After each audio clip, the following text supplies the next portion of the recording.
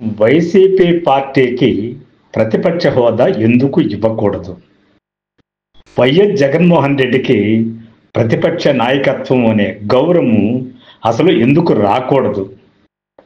ఈ విషయం పట్ల అధికార పార్టీకి ఉన్నటువంటి అభిప్రాయాలు ఒకసారి వివరంగా తెలుసుకుందాం.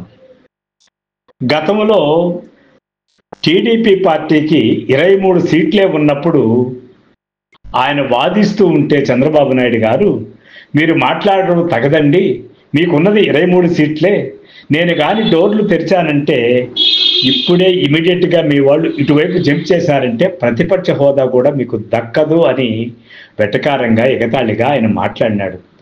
నిజానికి ఒక సీనియర్ లీడరు అలాంటి మాటలకు నొచ్చుకోవడం సహజమే, నొచ్చుకున్నాడు కూడా.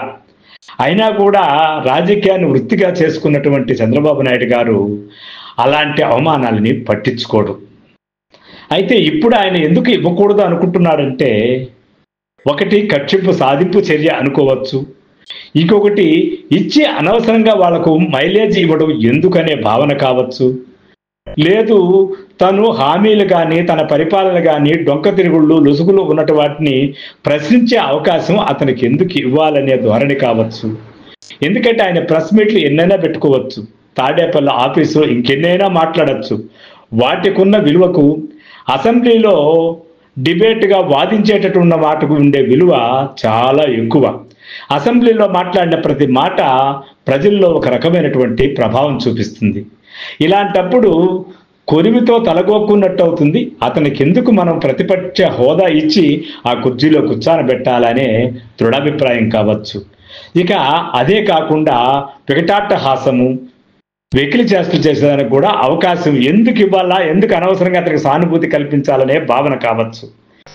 ఏది ఏమైనా ఇంకొక వైపు జగన్మోహన్ రెడ్డి ఎంత వచ్చిన అసెంబ్లీకి ఎమ్మెల్యేగా తప్ప అతని ప్రతిపక్ష నాయకుడిగా గుర్తించేటటువంటి అవసరం మనకు లేదు. అటువంటి గౌరవం కూడా అతనికి ఇవ్వకూడదు. అతను రాజకీయంగా పూర్తిగా భూస్థాపితం అవ్వాలంటే మైలేజ్ లేకుండా చేయాలనే రకరకాల రాజకీయ లెక్కలు కావచ్చు. ఏది ఏమైనా తెలుగుదేశం పార్టీ ప్రతిపక్ష హోదా వైఎస్ జగన్మోహన్ రెడ్డికి కానీ అతని పార్టీకి కానీ ఇవ్వకపోవడానికి అనేక లెక్కలు. ఇక జనసేన పార్టీ పవన్ కళ్యాణ్ అధ్యక్షులుగా ఆయన అభిప్రాయం ఏమంటే, అసలు అసెంబ్లీ గేటు కూడా నిన్ను తాకనివ్వము అన్న రోజా మాటలు ఆయన గుర్తుండే ఉంటాయి. అసలు అసెంబ్లీ గేటు నేను తాకడం ఏంది, మీరు మిమ్మల్ని తాకనీయకుండా చేస్తాను అనే భావన ఆయనలో ఉండుండొచ్చు. ఇప్పుడు ప్రతిపక్ష హోదా ఇచ్చి ఆయనకి అధికార లాంఛనాలతో అసెంబ్లీకి రప్పించడం అంటే తను గేటు కూడా తొక్కనేను, గేటు కూడా తాకనేనన్న వాళ్ళ మీద నేను ఏమి రివెంజ్ తీర్చుకున్నట్టు. కాబట్టి వాళ్ళకి ప్రతిపక్ష హోదాని ఆశలే వదులుకుండేట్టుగా చేయడము ఆయన యొక్క ప్రధాన ఏం కావచ్చు. అందుకే ఆయన వెటకారంగా ఏమంటాడు, జర్మనీకి వెళ్ళిపోండి, మీకు ప్రతిపక్ష హోదా కావాలంటే 40% కాకపోతాడు, 5% మీకు బోనస్ కూడా తీసుకోండి అని ఎగతాళి చేశాడు. ఎందుకంటే ఆయన్ని 2 చోట్ల ఓడిపోయినప్పుడు ఆయన మీద రకరకాల కామెంట్లు వెటకారాలు చేసినటువంటి వైసీపీ పార్టీ మీద ఆయనకి ఇదో అవకాశం, ఇదో కక్ష సాధింపు చర్య. ఎందుకంటే 2 చోట్ల ఓడిపోయినాడని 100 సార్లు అన్నాడు. నిజానికి రాజకీయ పరిణితి ఉన్నటువంటి ఎవరైనా సరే ఓటమి అనే దాని మీద వెటకారం చేయాల్సిన అవసరమే లేదు. ఎందుకంటే వాజ్పేయి ఓడిపోలేదా, ఇందిరాగాంధీ ఓడిపోలేదా, రామారావు ఓడిపోలేదా, చంద్రబాబు నాయుడు గారు ఓడిపోలేదా? ఓటమి చవి చూడని నాయకులు ఎవరు? కాబట్టి ఓటమి గురించి ఎగతాళి చేయడం అనేది రాజకీయ నాయకుడికి సలక్షణం కాదు. కానీ ఆ ఓటమిని ఇంకా భవిష్యత్తులో ఎప్పటికీ అతను గెలవలేనట్టుగా వైసీపీ నాయకులు నాటినటువంటి వాగ్బాణాలు సామాన్యమైనటువంటి కావు. అందుకే ఆయన అవకాశం తీసుకొని పూర్తిగా వారికి ప్రతిపక్ష హోదా కాదు కదా, కనీసమైనటువంటి గేటు కూడా తొక్కే అవకాశం లేకుండా చేయాలని దృఢంగా అనుకున్నారు పవన్ కళ్యాణ్ గారు. ఇక ఒకే ఒక్కరు గౌరవనీయులైనటువంటి స్పీకర్ ఉన్నారు. స్పీకరు గతంలో వైఎస్ జగన్మోహన్ రెడ్డి గారిని మాట్లాడిన మాటలు మామూలుగా లేవు. కాబట్టి ఆయన కూడా అతను ఒక ప్రతిపక్ష నాయకుడిగా గుర్తించే స్థితిలో లేడు.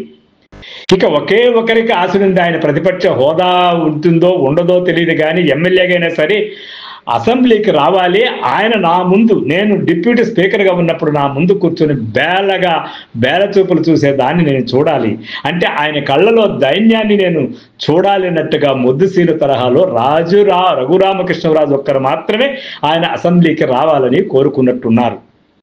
కానీ ఎవరి కారణాలతో వారు ఆయన్ని అసెంబ్లీకి రానికుండా చేస్తున్నారు. ఆయన కూడా ఆయన కారణాలతో ఆయన అసెంబ్లీకి రాకుండా చేస్తున్నాడు. కానీ రాజ్యాంగపరంగా ప్రతిపక్ష హోదా అనేది చిన్న సాకు మాత్రమే, ఇవ్వకూడదనేమీ లేదు. వాజ్పేయి గారు, అద్వానీ గారు ఒక్కొక్కరే ఉన్నప్పుడు కొన్ని గంటల సేపు పార్లమెంట్లో మాట్లాడారు. మొన్నటి వరకు రాహుల్ గాంధీకి ప్రతిపక్ష హోదా లేకపోయినా ఆయన కూడా బలవంతులైనటువంటి అమిత్ షాను, మోడీని, బీజేపీ నాయకులందరినీ ఎదుర్కోవడానికి అసెంబ్లీలో పార్లమెంటులో కేవలం ఎంపీగానే పోరాడిన చరిత్ర ఉంది. కాబట్టి ఎవరు ఏమనుకున్నా జగన్మోహన్ రెడ్డి అసెంబ్లీకి రాకపోవడం అనేది మాత్రం వైసీపీ పార్టీకి నష్టం. ఇప్పుడు వలసలెళ్తున్న ఆళ్ళ పార్టీ నాయకులు అందరూ కూడా జగన్మోహన్ రెడ్డి మారడు, ఆయన ఆలోచన విధానం ఇలాగే ఉంటుంది, ఆయన పరిస్థితులు ఇలాగే ఉంటాయి, భవిష్యత్తులో కూడా మన పార్టీ అధికారంలోకి వస్తుందని చెప్పలేమని భయపడి వాళ్ళ రాజకీయ జీవితం ఎక్కడ పూర్తిగా పరిమార్చబడుతుందో, శూన్యమైపోతుందనే భయపడి కూడా పార్టీని వదులుతున్నారేమో అనిపిస్తుంది.